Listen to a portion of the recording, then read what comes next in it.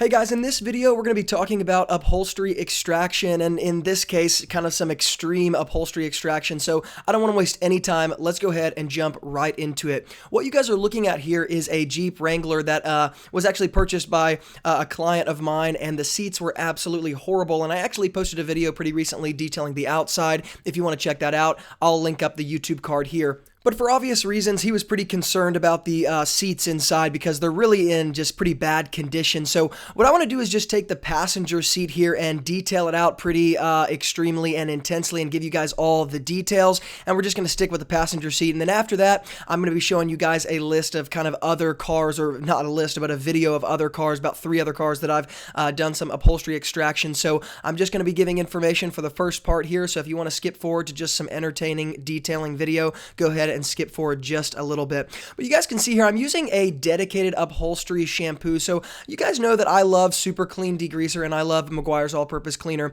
But I will say, in cases when it comes to upholstery, and particularly the upholstery that I'm dealing with here, which is what I call the modern upholstery, which is basically a tight weave of fabric that is not traditional carpeting or traditional fabric.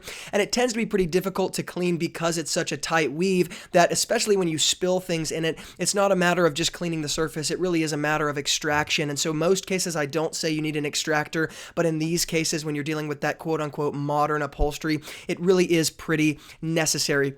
Now, I'm using a new cleaner from Renegade's Professional Detailer series, and this is actually part of the online course that I'm developing right now. That's why I'm not showing the rest of the Jeep. I'm just showing the passenger side here because the rest of it is going to be reserved for the course later on. But that being said, I want to explain just a little bit of why I'm using that dedicated upholstery cleaner. The reason why that is because when you're dealing with upholstery or carpeting, in many ways, while something like Meguiar's APC or Super Clean Degreaser will work, it doesn't actually produce the kind of foam or the kind of suds that I want it to. And while I don't really have a ton of explanation for the phenomenon that I'm trying to explain here, it does tend to be a pattern that I've recognized in the detailing world. When you're dealing with difficult carpeting or difficult upholstery, sometimes using a dedicated cleaner that you know is going to work is really just a good solution. Meguiar's APC, Super Clean Degreaser, while yes, I love them, I use them all the time, I do actually prefer to use dedicated upholstery cleaners here. It might be because they're maybe a bit more alkaline. They are designed, again, for this particular part of the car, and so they're really designed to grab onto that dirt. Maybe they have a bit more surfactants, things like that a lot of the chemicals, stronger cleaners have. But once again, this is one of the upholstery cleaners from Renegade's new Detailer series, and I'm going to hook up this product in the YouTube description box below because I got fantastic results with it. On top of that, you guys can see that I'm using a lot of cleaner. A lot of people really, especially on social media, I kind of call it the detailing social media effect. We get pretty bad information when we're dealing with social media and detailing because, truth be told, a lot of people who post on social media when it comes to detailing don't actually run a detailing business, and so they're kind of just rewording information that they're hearing from other people, and a lot of times it's misinformation, and it really just isn't helpful in the real life scenarios. But as you guys can see, I see many different cars on a weekly basis and have for the past 10 years. And so that being said, the reason why I'm using a lot of cleaner here, and the reason why I really don't buy into the whole, hey, be careful using a lot of cleaner when you're extracting,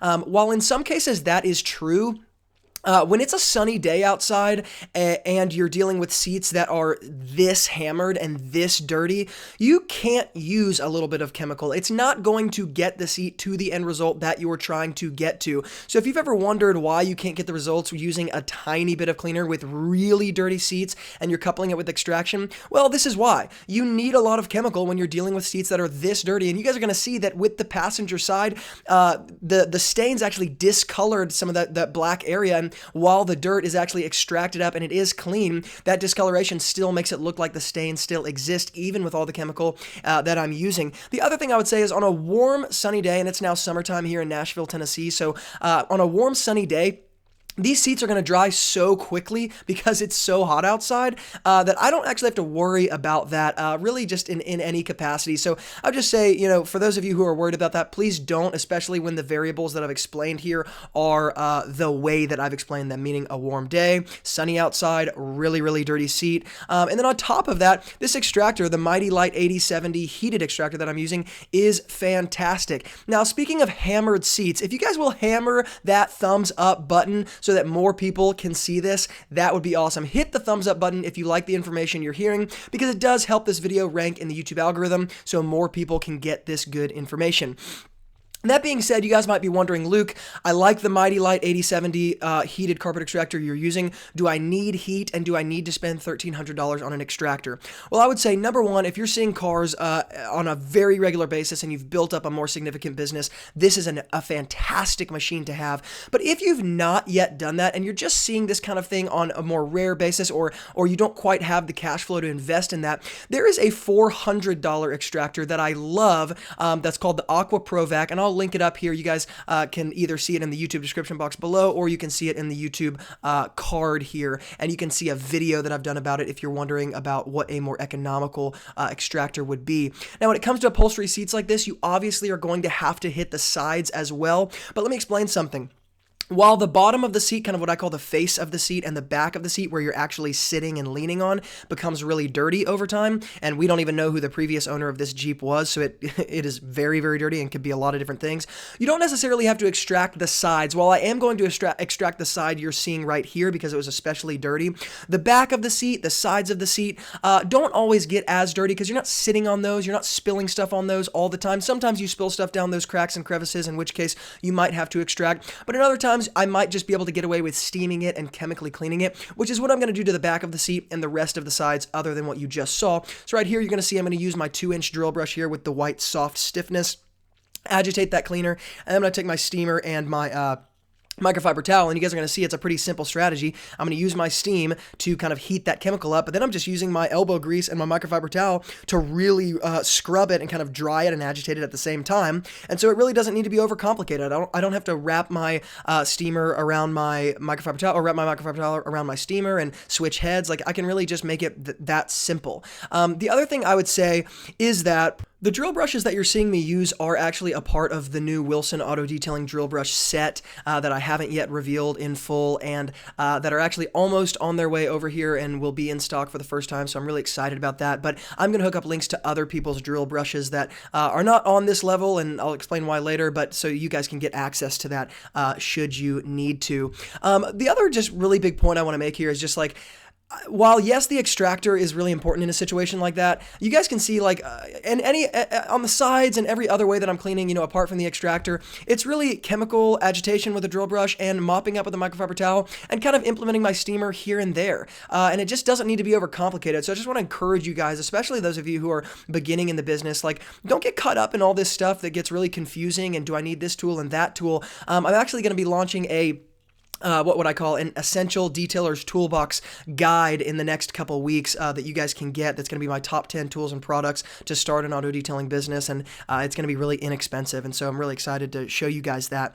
I'm removing the headrest here so that I can make sure to get that really well. With this particular headrest, there was some type of what I would call like glue that had been melted into the side. That's a bit difficult to see in the camera or in my GoPro camera here, and I steamed it. I even used an adhesive remover called Rapid Remover, and while I could get it certainly better, I couldn't get it to perfection, and that's probably the other big thing to talk about here is, while yes, I am, you know, working really hard on this these upholstery seats, it's not always possible to get them to perfection even with an extractor. So as we move on to a different car here, and I'm about to stop talking so you guys can just enjoy the rest of the video and watch the extraction, I do want to say you're not going to be able to always get things to perfection, and in many ways, when seats need to be extracted, it's kind of a tall tale sign they might not be able to be perfected, because when things need to be extracted, normally that means they're really, really dirty. And so some guys really overestimate the results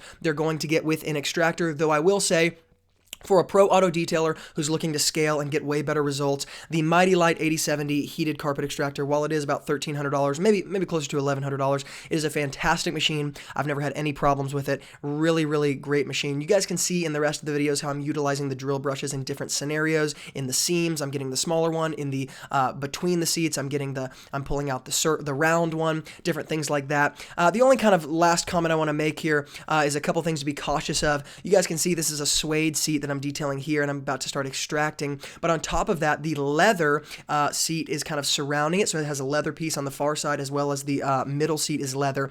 The problem that you're going to run into here is because extracting takes so much chemicals and things like that, when you're getting overspray from your all-purpose cleaner or whatever it is you're using onto that leather, you want to be really careful to make sure you're being conscious to wipe that up, because that all-purpose cleaner or whatever cleaner you're using, especially if it's a strong alkaline cleaner, when it sits there and you just go straight to extracting because you're not thinking about the overspray you're getting on other parts, that can actually start degrading the leather. And when you go to wipe it up, you wipe up the leather. Some of you may have experienced that phenomenon before, and I'm just trying to shorten the learning curve for some of you, because if you've not detailed, I'd rather you learn the easy way and not the hard way. That being said, guys, if you want to check out the tools and the products that I used in this video, check out the YouTube description box below. We're going to be moving to a really disgusting car here, but I'm linking up all of the tools and products, from the extractors to the Renegade cleaners that I'm using here, so you guys can see all of that stuff, as well as the less expensive extractor that I suggest for beginners or guys that just don't yet have the cash flow to invest, called the Aqua Provac. Guys, if you haven't yet subscribed to the Wilson Auto Detailing community, then subscribe, because I put out videos like this all the time. And if you love professional detailing, then come on, guys, hit the subscribe button. Like always, hit the like button so more people can see this and get this information. I think it would be helpful. And as always, thank you guys for being involved. Keep working hard, and I will see you guys in the next video.